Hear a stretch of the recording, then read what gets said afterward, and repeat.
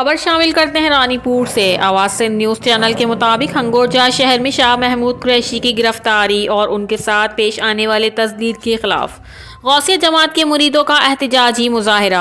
Report के मुताबिक शाह महमूद कुरैशी की गिरफ्तारी और उनके साथ पेश आने वाले तस्दीद के वाक़े के खिलाफ गौसिया जमात के सैकड़ों पैरोकारों ने हंगोरजा स्टॉप पर एहतजाजी मुजाहिरा किया।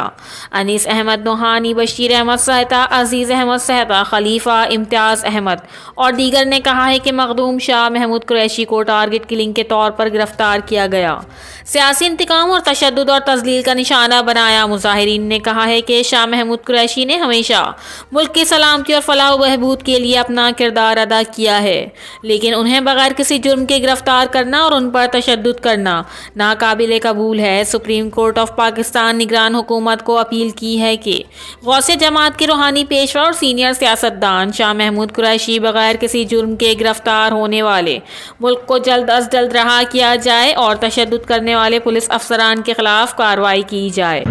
ये तक जो मखदूम शाह महमूद कुरैशी से ज़्यादा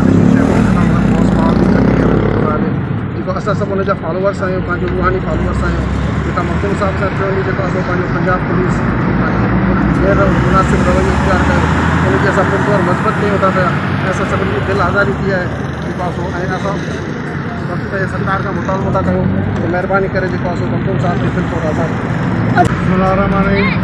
ये तो मखदूम साहब गौसिया जमात जो रूहानी रहबर है। असांजी पाकिस्तान सिंध के अंदर बल्कि पाकिस्तान ताईं जमायत है जो कुछ साईं जिन सां रवियो रखियो वियो आहे उनजो असांखे दिल्ली जो सदन पवंदो आहे। इहो